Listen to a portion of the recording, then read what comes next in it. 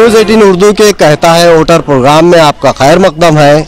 इस वक्त हम औरंगाबाद के मारूफ तालीमी इदारे ज़करिया कैंपस में हैं। इस मरतबा हम ये जानने की कोशिश कर रहे हैं कि हिंदुस्तान की निस्फ आबादी क्या सोचती है, ख़वातीन क्या सोचते हैं, इस इलेक्शन को लेकर वो कितने बेदार हैं, वो मुस्तकबिल का हिंदुस्तान कैसा देखना चाहते हैं, उनका एमपी कैसा होना चाहिए और पीएम किसको देखना चाहते हैं।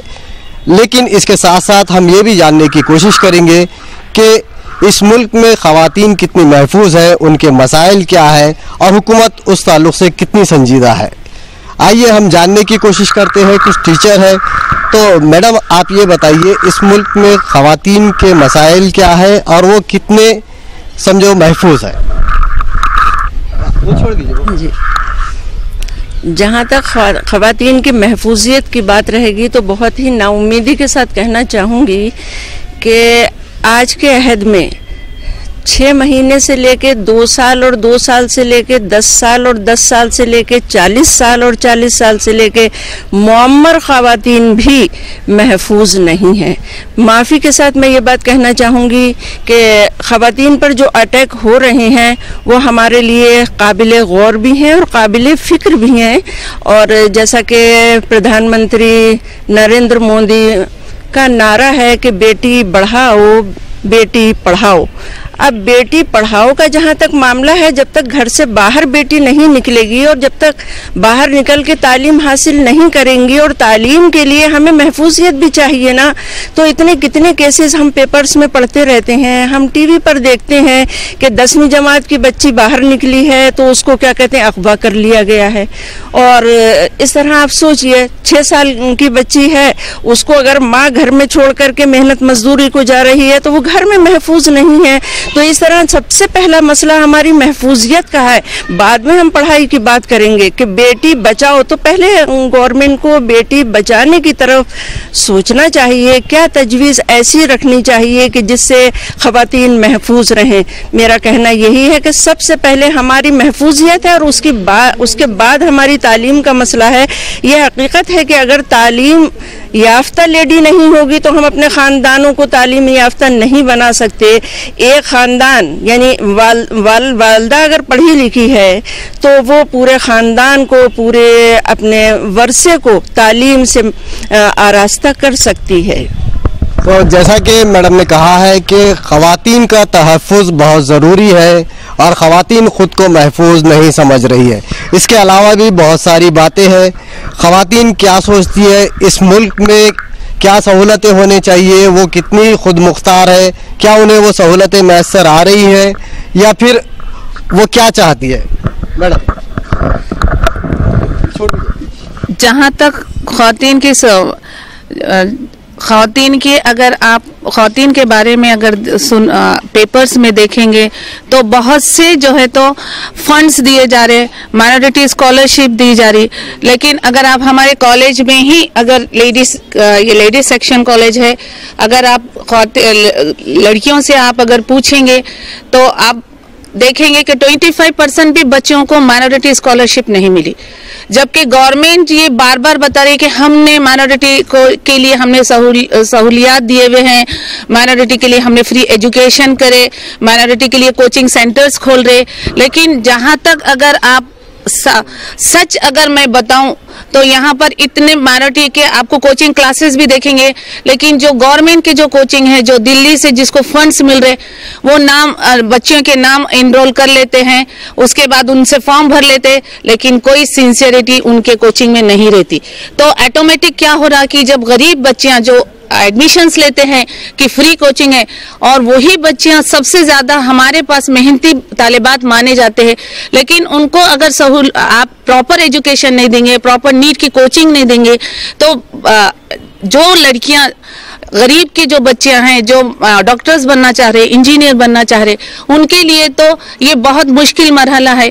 1 महीना कोचिंग होती, उसके बाद कोई भी जो है तो कोचिंग क्लासेस उतनी सिंसियरिटी से नहीं चल रही। आप औरंगाबाद में अगर जायजा लेंगे तो यहाँ पर औरंगपुर में आपको फ्री एजुकेशन की कोचिंग क्लास मिलेंगी जिसको गवर्नमेंट फंड्स दे रही, लेकिन अगर आप उनका नतीजा देखेंगे तो एक भी बच्ची वहां से नीट को जा नहीं रही। तो आप बताइए कि अगर आप कोई पॉलिसी खोल रहे और उसको आपकी चेकिंग नहीं है गवर्नमेंट की, तो इसका कोई भी यूज ऑटोमेटिक जो है तो अवाम को उसका हासिल नहीं हो रहा। और पेरेंट्स भी फिर बेचैन हो जाते कि मैडम जैसे आप वो कोचिंग में हम गरीब बच्चों को भेजते हैं कि भाई जो पेइंग कैपेसिटी नहीं है जो पेरेंट्स की, तो वो पेरेंट्स हमसे आने के बाद वापस पूछते मैडम 2 महीने से कुछ नहीं पढ़ा रहे, सिर्फ केमिस्ट्री हो रहा, सिर्फ बायोलॉजी हो रहा। तो हम भी उनको क्या जवाब दे पेरेंट्स को।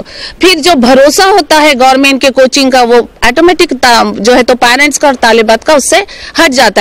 और इसका इफेक्ट ये होता है कि अवाम भी जो है तो तालिबात भी गवर्नमेंट पे कोई भरोसा नहीं करते। गवर्नमेंट की स्कीमों के ताल्लुक से और तालिबात को जो कोचिंग फराहम की जा रही है वो सिर्फ कागजी साबित हो रही है, यहाँ पे ये बात सामने आई है।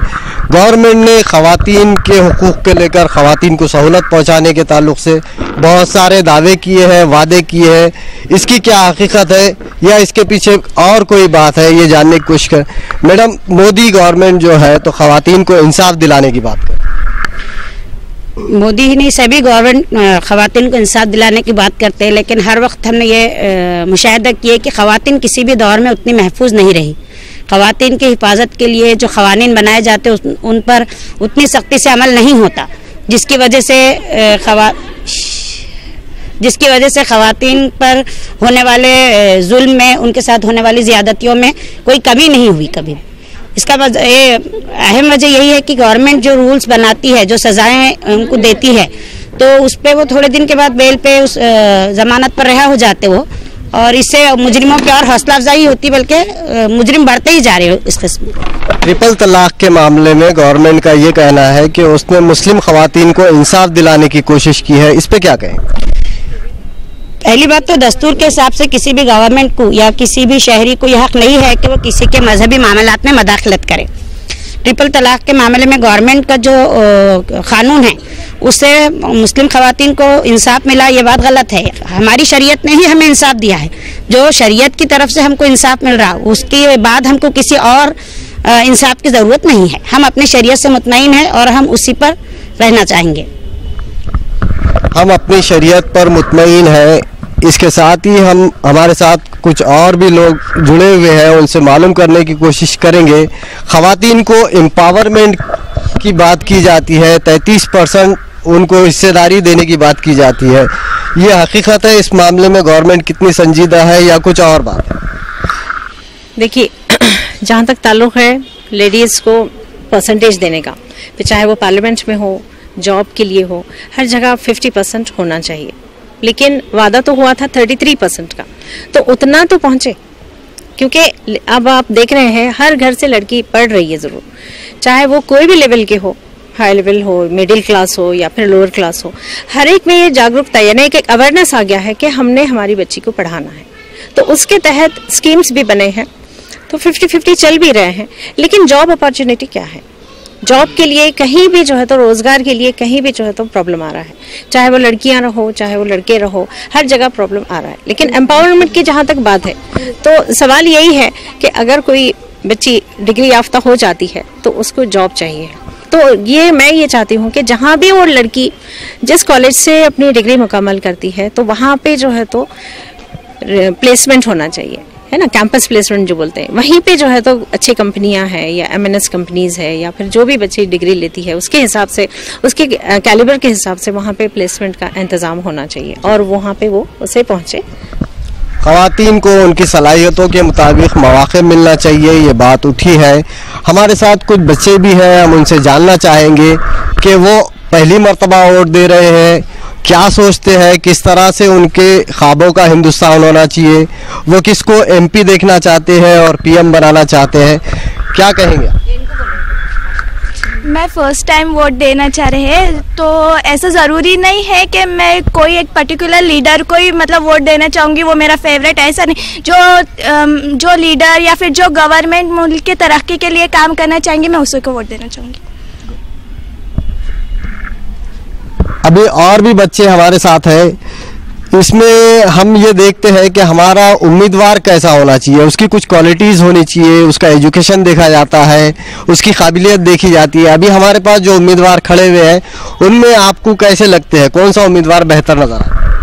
हम लोग ये चाहेंगे कि हम लोग हमारे फेवरेट उम्मीदवार को, ऐसा नहीं है, हम लोग उसको वोट देंगे जो गवर्नमेंट लोगों को सहूलत दे, उनके प्रॉब्लम्स को सॉल्व करे। हम ऐसे उसको वोट देना चाहेंगे।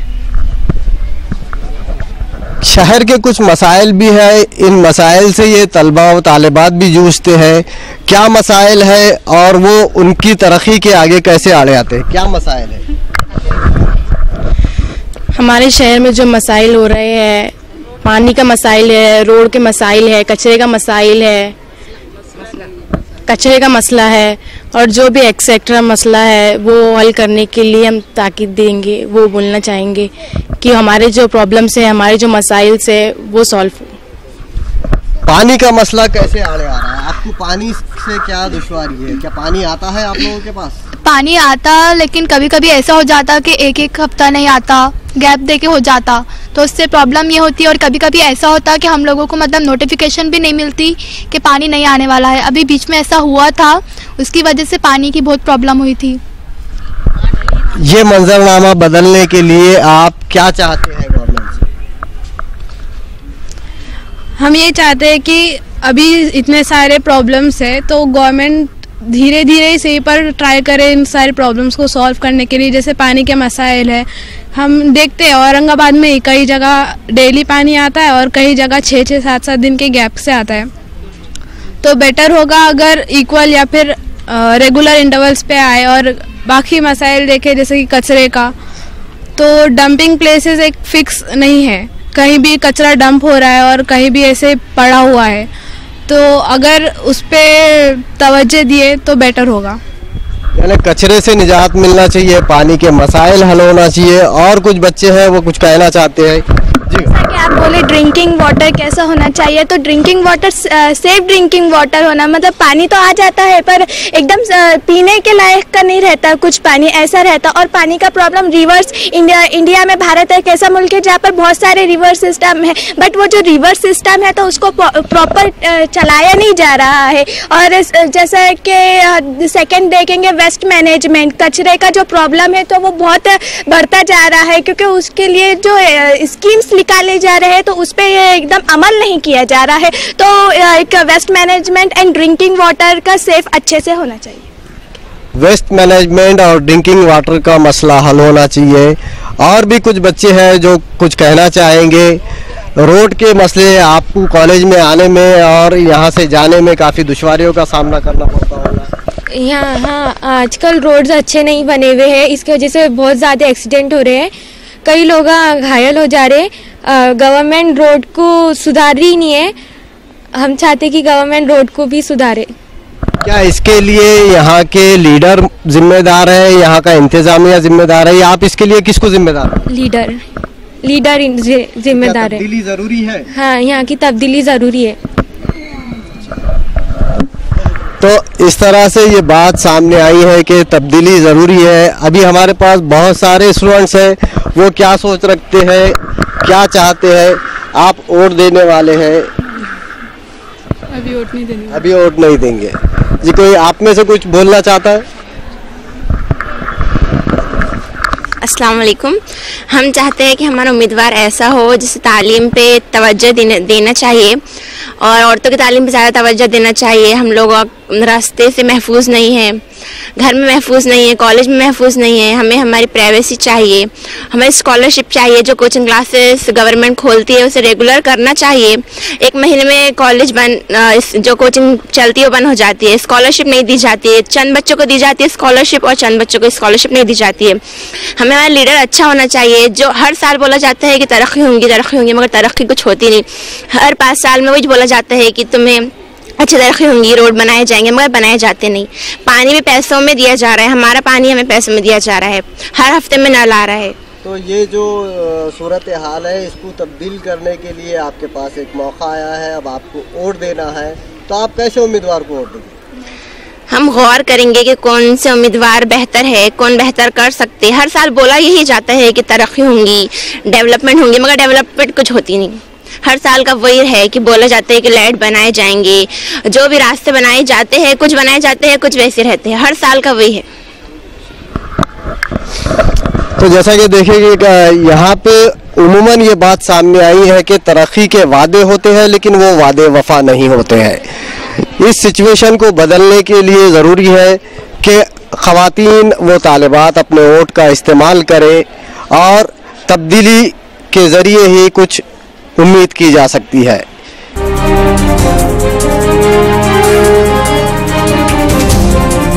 न्यूज़ 18 उर्दू के खुसूसी प्रोग्राम कहता है वोटर में आपका खैर मकदम है। सेगमेंट के इस हिस्से में हम doctor Rafiq Zakaria college for women's के कैंपस में खड़े हैं।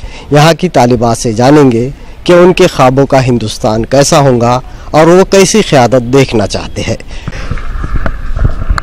देखिए अभी जो है तो आप लोगों को वोट देने का मौका मिल रहा है, तो आप किसको वोट देंगे, उसकी काबिलियत क्या होनी चाहिए या फिर आप कैसा हिंदुस्तान देखना चाहिए? वेल डेवलप होना चाहिए और एजुकेशन होना चाहिए और अपनी सिटी को वेल डेवलप करने वाला होना चाहिए और एजुकेशनल होना चाहिए और अपनी सिटी के लिए अच्छे से काम करने वाला होना चाहिए।